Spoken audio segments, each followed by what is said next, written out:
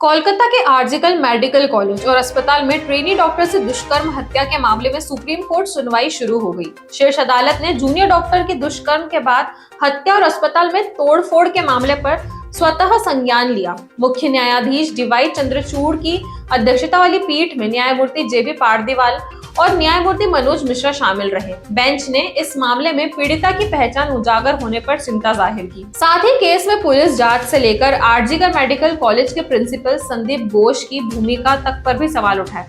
Court ने मामले में 8 सदस्यीय टास्क फोर्स के गठन का फैसला किया। इसमें एम्स के निदेशक डॉक्टर एम श्रीवास्तव के अलावा कई और डॉक्टरों का नाम शामिल किया गया। सुनवाई के दौरान चीफ जस्टिस ने कहा कि ये सिर्फ एक मर्डर का मामला नहीं है, हमें डॉक्टरों की सुरक्षा की चिंता है। बेंच ने कहा कि महिलाएं सुरक्षा से वंचित हो रही हैं और सर्वोच्च न्यायालय ने पीड़िता की पहचान उजागर करने को लेकर भी नाराजगी जाहिर की। हमारी आज की रिपोर्ट भी इसी विषय पर है, तो आइए जानते हैं क्या है कोर्ट का कहना है इस मामले में और क्या बात कही है सुनवाई में। नमस्कार, मैं यशस्वी जोशी स्वागत करती हूँ आपका यूबी न्यूज में, जहां हम न सिर्फ खबरें लाते हैं बल्कि उसका बारीक और सटीक विश्लेषण भी करते हैं। सुनवाई के दौरान चीफ जस्टिस ने कहा कि ये सिर्फ एक मर्डर का मामला नहीं है, हमें डॉक्टरों की सुरक्षा की चिंता है। बेंच ने कहा कि महिलाएं सुरक्षा से वंचित हो रही हैं। बेंच ने कहा कि आखिर ऐसे हालात में डॉक्टर कैसे काम करेंगे। हमने देखा है कि उनके लिए कई जगहों पर रेस्ट रूम तक नहीं होते।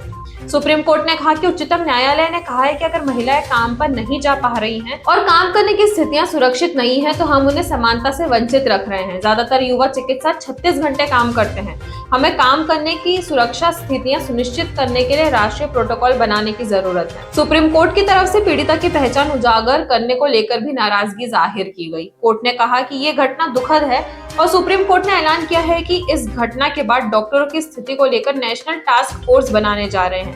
ये टास्क फोर्स कोर्ट की निगरानी में काम करेगी। सुप्रीम कोर्ट ने मामले में सीबीआई से 22 अगस्त तक स्टेटस रिपोर्ट भी तलब की। साथ ही सीबीआई को 3 महीने के अंदर जांच पूरी कर रिपोर्ट सौंपने के भी आदेश दिए गए। कोर्ट ने 3 हफ्तों के अंदर टास्क फोर्स से रिपोर्ट मांगी है। सुप्रीम कोर्ट ने इस मामले में कार्रवाई और पीड़िता के परिवार को अंधेरे में रखने से जुड़े आरोपों को लेकर भी सवाल पूछे। कोर्ट ने कहा कि ये एक अपराध का मामला नहीं है। इस मामले में एफआईआर दर्ज करने में भी देरी हुई है।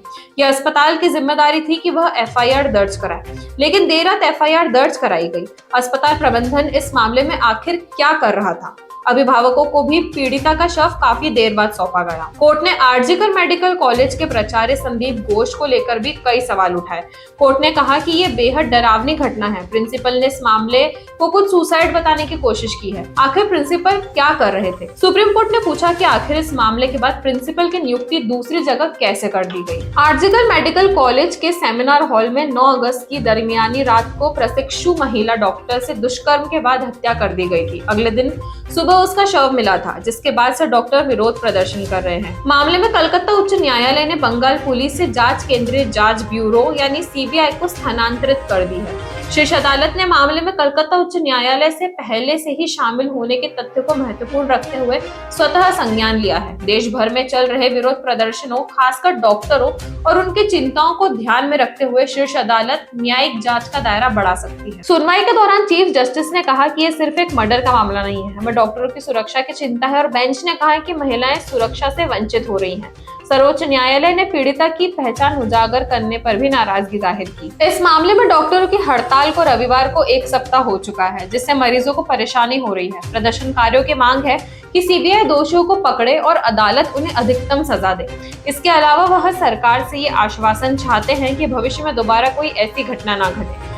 उच्च न्यायालय ने उन याचिकाओं पर सुनवाई करते हुए जांच सीबीआई को स्थानांतरित करने का आदेश दिया, जिसमें पीड़िता के माता-पिता द्वारा अदालत की निगरानी में जांच की प्रार्थना भी शामिल थी। कोलकाता में पुलिस ने एक व्यक्ति को पीड़िता की पहचान उजागर करने के आरोप में गिरफ्तार किया है। पुलिस ने बताया है कि तलतला थाने में दर्ज कराई गई शिकायत में कहा गया था कि इंस्टाग्राम पर कीर्ति सोशल नामक अकाउंट पर मृत महिला डॉक्टर से संबंधित 3 स्टोरी साझा की गई है और इसमें पीड़िता की तस्वीर और पहचान उजागर की गई है। साथ ही मुख्यमंत्री ममता बनर्जी को धमकी भी दी गई है।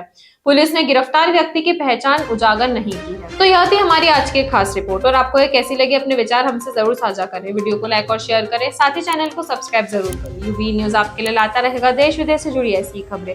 तब तक के लिए धन्यवाद।